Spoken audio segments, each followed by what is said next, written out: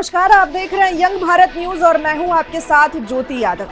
आइए दिन भर की 20 बड़ी खबरों पर एक नजर डालते हैं। छत्तीसगढ़ के बीजापुर जिले में सुरक्षा बलों और नक्सलियों के बीच बृहस्पतिवार सुबह हुई मुठभेड़ में सुरक्षा बलों ने 22 नक्सलियों को मार गिराया। इस घटना में एक जवान की जान चली गई। द्रविड़ मुन्नेत्र कशगम के सदस्य बृहस्पतिवार को नारे लिखी टी शर्ट पहनकर लोकसभा पहुंचे, जिस पर सत्ता पक्ष के सदस्यों ने सदस्य गरिमा का हवाला देते हुए विरोध जताया और फिर हंगामे के कारण सदन की कार्यवाही स्थगित कर दी गई। महाराष्ट्र में इन दिनों औरंगजेब की कब्र को लेकर खूब बवाल मचा हुआ है। इसे लेकर हिंदू मुस्लिम आमने सामने हैं। इस आग की लपटें दिल्ली तक पहुंच गई है। दिल्ली में अकबर रोड को लेकर कुछ युवकों ने रोड पर लगे एक साइन बोर्ड पर लिखे अकबर रोड पर काला पेंट लगाकर वहां कुछ पोस्टर लगा दिए। उत्तर प्रदेश के मुख्यमंत्री योगी आदित्यनाथ ने कहा कि भारत की विरासत पर हमला करने वाले और देश के लोगों का अपमान करने वाले आक्रांताओं का महिमा मंडन करना देशद्रोह के बराबर है। भारत में सड़क दुर्घटनाओं के पीड़ितों के लिए एक बड़ी राहत की खबर है। सुप्रीम कोर्ट ने एक महत्वपूर्ण निर्णय में आदेश दिया कि सड़क दुर्घटना के मुआवजे का भुगतान अब सीधे पीड़ितों के बैंक खातों में किया जाएगा। बिहार के भागलपुर से बड़ी खबर सामने आई है। यहां केंद्रीय गृह राज्य मंत्री नित्यानंद राय के भांजे की हत्या कर दी गई। हत्या का आरोप मृतक के भाई पर ही लगा है। बताया जा रहा है कि नित्यानंद राय के दो भांजे विश्वजीत और जयजीत के बीच पानी को लेकर विवाद हो गया। बहस बढ़ी और दोनों के बीच गोलीबारी हो गई। केंद्रीय गृह मंत्री अमित शाह ने छत्तीसगढ़ में सुरक्षा बलों की ओर से 22 नक्सलियों को मार गिराए जाने को बड़ी सफलता करार दिया और दावा किया कि अगले साल 31 मार्च से पहले देश नक्सल मुक्त होने वाला है।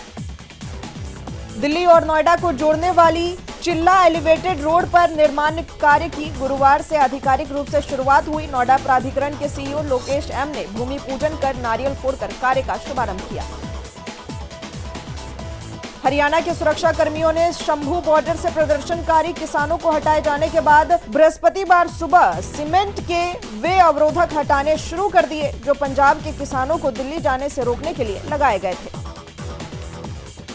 ताइवान के उपराष्ट्रपति सुरक्षा सलाहकार सू चिन-सू ने बृहस्पतिवार को कहा कि ताइवान चीन से इलेक्ट्रॉनिक उपकरणों के आयात को कम करने में भारत की मदद कर सकता है और आर्थिक भागीदारी बढ़ाने का सबसे अच्छा तरीका मुक्त व्यापार समझौता करना होगा। दिल्ली उच्च न्यायालय ने एक मामले में सुनवाई करते हुए कहा कि कमाने की क्षमता रखने वाले योग्य महिलाओं को अपने पतियों से अंतरिम गुजारा भत्ते की मांग नहीं करनी चाहिए। इसमें कहा कि कानून बेकार बैठे रहने को बढ़ावा नहीं देता। दिल्ली के रोहिणी इलाके में पुलिस और अपराधियों के बीच मुठभेड़ के बाद 3 कुख्यात बदमाशों को गिरफ्तार किया गया। पुलिस अधिकारियों ने बताया कि बेगमपुर स्थित पंसाली रोड पर अपराधियों की घेराबंदी के लिए जाल बिछाया गया था।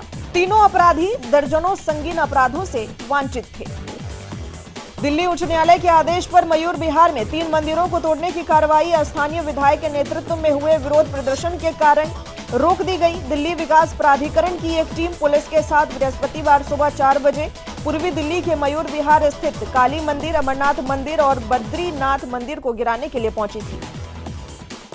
अमेरिका में संघीय आव्रजन अधिकारियों ने एक भारतीय शोधार्थी को हिरासत में लिया था। अमेरिकी पुलिस ने यह जानकारी दी। अस्पताल दीर अल बला गाजा पट्टी पर बुधवार रात से जारी इजरायली हमले में कम से कम 58 फिलिस्तीनियों की मौत हो गई। गाजा स्थित 3 अस्पतालों ने यह जानकारी दी। अमेरिका के राष्ट्रपति डोनाल्ड ट्रंप ने एक बार फिर दोहराया और कहा कि अमेरिकी वस्तुओं पर भारत अपने शुल्क को कम करेगा। केंद्रीय मंत्री जितेंद्र प्रसाद ने बृहस्पतिवार को कहा कि भारत का AI फॉर ऑल मंत्र ठोस कार्रवाई पर आधारित है और देश कृत्रिम मेधा कौशल प्रसार का प्रतिभा के मामले में दुनिया में अग्रणी है। भारत के Priyanshu Rajawat Swiss open super 300 badminton tournament में स्थानीय खिलाड़ी तोबियास कुएंजी को सीधे गेम में हराकर पुरुष एकल प्री क्वार्टर फाइनल में पहुंच गए हैं। इस टूर्नामेंट से अपना मैच गंवाने के बाद BP सिंधु बाहर हो गई। BCCI ने दुबई में इस महीने ICC चैंपियंस ट्रॉफी जीतने वाली भारतीय क्रिकेट टीम के लिए 58 करोड़ रुपए नगद पुरस्कार का ऐलान किया है। यह राशि खिलाड़ियों और कोचिंग टीम में वितरित की जाएगी।